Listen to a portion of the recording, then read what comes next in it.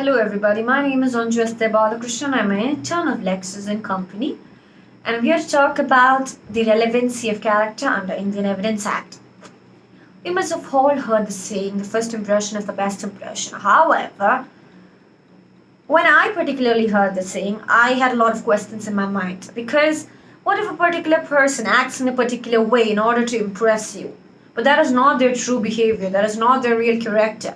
In order to understand a person's behavior or character, it's important that we understand the person, we know the person, we get to know them.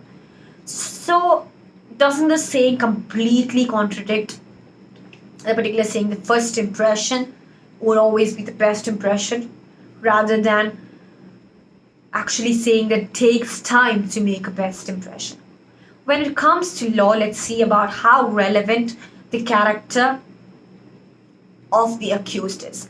Section 50 to 55 of the Indian Evidence Act deals with the relevancy of characters of the parties involved in both civil as well as criminal cases. Section 52 mentions that the character of the party is not relevant because the court believes that it's a case that has to be tried and not the person nor and the character.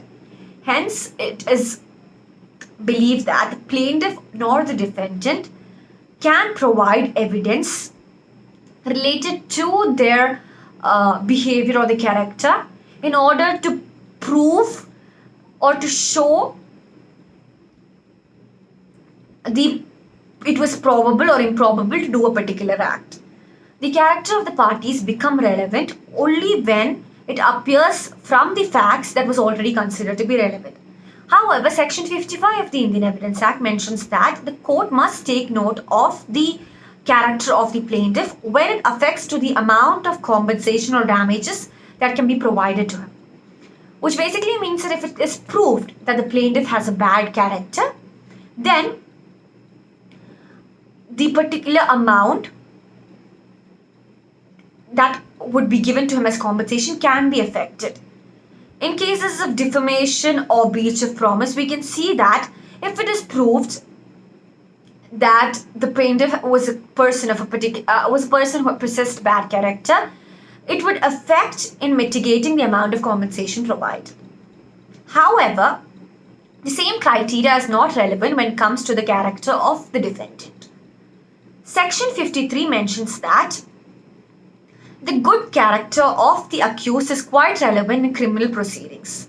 However, it is not the same when it comes to the character of the defendant.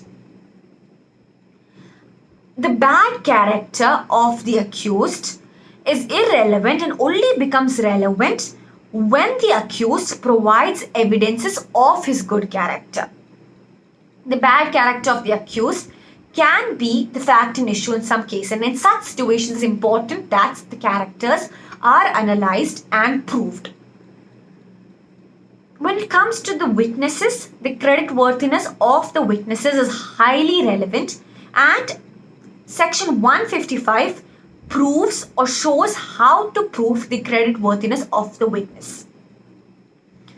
Cross-examination can help in understanding the creditworthiness of the witnesses and can help in proving their veracity or shaking their credit by asking questions related to their character.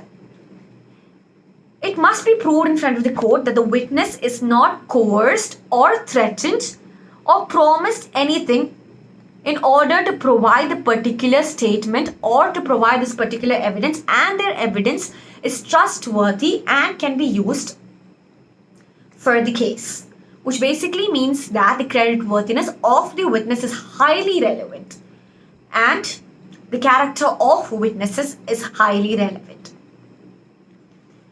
We can hence conclude that when it comes to civil cases, evidences related to character are not relevant when compared to the relevancy of such evidences in criminal cases.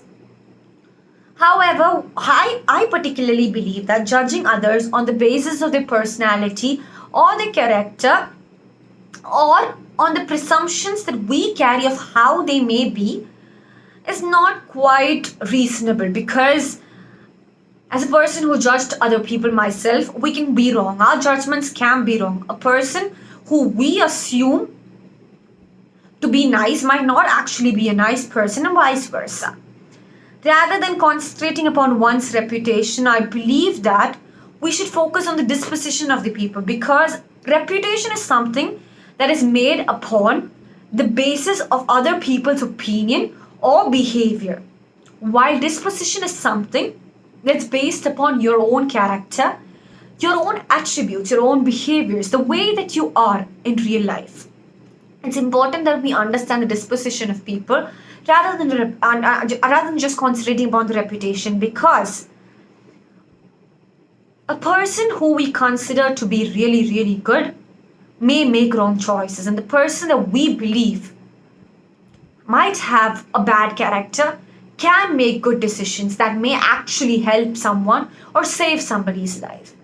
So, character does not mean everything. It does not evolve, or it's not is not the center point of all the decisions made. So I particularly believe that one must not judge people on the basis of their character. And I hope that you guys could understand how